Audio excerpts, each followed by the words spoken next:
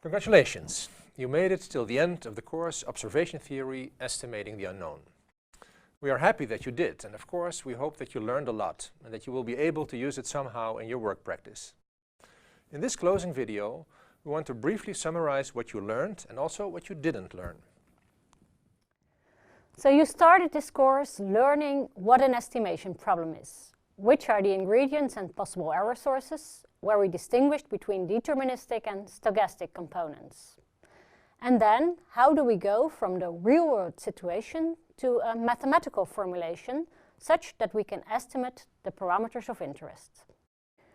Recall that we refer to this step as the linking of the mathematical model, as visualized in the diagram here. We are collecting observations in the real world, but we will use an idealized mathematical formulation to estimate certain parameters of interest. For the estimation, we can use different principles with different properties. Here we focused on weighted least squares estimation and best linear unbiased estimation. Both are linear estimators with the property of unbiasedness, which means that the estimators are expected to be equal to the true but unknown parameter vector. The best property means that the corresponding estimator has the best precision of all linear unbiased estimators. A very favorable property indeed. Finally, we looked at how to evaluate the quality of the estimation results in terms of precision, but also by assessing whether the estimation results make sense. If we decide to reject the mathematical model and its outcomes, there is more work to be done, to which we will refer shortly in the discussion on what you didn't learn in this course. On the other hand, if we decide to accept the model and the estimation results, it means we can go back to the real world and start making decisions using the results. And that's what we refer to as the unlinking of the mathematical model. So you learned a lot, but there's much more to learn. In observation theory, there's a variety of more advanced topics and techniques which we did not discuss in this introductory course. At this stage, it is important to be careful about the limitations of the concepts that you learned in the course. More advanced and alternative methodologies may be needed for specific cases. Here are some important topics which we did not discuss in this course. 1.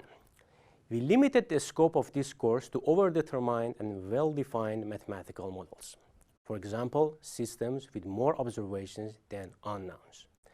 We did not discuss how to handle underdetermined and ill-posed problems or ill-conditioned problems for which the least square solution is numerically unstable. For those problems, in principle, some conditions or constraints should be added to the mathematical model to regularize the system. Those topics were beyond the scope of this course.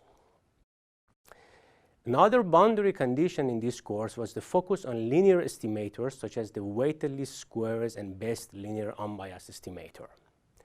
These estimators have some desirable properties such as unbiasedness and, in case of blue, the best or minimum variance property among all linear estimators. Also, for Gaussian observations, they provide the most precise solution among all the estimators and not only among the linear ones. These assumptions behind weighted least squares or blue are practically sufficient for a lot of different real-life and engineering problems. However, it should be emphasized that this is not always the case. In practice, it may happen that we deal with observations which do not follow Gaussian distributions, or with functional models which are highly nonlinear, or with datasets which are excessively contaminated with outliers. For those situations, there are other and more advanced methodologies in estimation theory, such as the maximum likelihood estimator, or different kinds of robust estimations, which are again beyond the scope of this course. Another limiting factor is that in all the problems that we have discussed, we assume the unknown parameters to be deterministic. And so we did not assign any probability or dispersion to the unknown parameters. However, in practice, there are some problems in which the unknown parameters have a stochastic nature.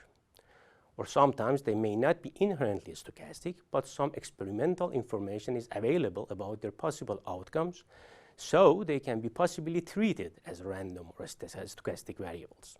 In estimation theory and statistical inference, various methods exist that cover these kinds of problems. For example, Bayesian estimation, or the concept of statistical prediction, or the concept of kriging in geostatistics. However, these methods are again beyond the scope of this introductory course and were not covered. And last but not least, the more in-depth and advanced topics in quality control and testing theory. As discussed in the last module, with the concept of the overall model test, we can check the general validity of the obtained results. However, when the test is rejected, we can only conclude there is something wrong in the assumed mathematical model, and as an answer to what is the source of the problem, there are different possibilities. Exact identification of which possibility is more likely is a very interesting topic in testing theory, which is again beyond the scope of this course and not been discussed. So, we plan to continue this MOOC series on observation theory to cover some of the more advanced topics in the follow-up online courses. So for now, enjoy using the knowledge and the skills you gained in this course, and thanks for participating.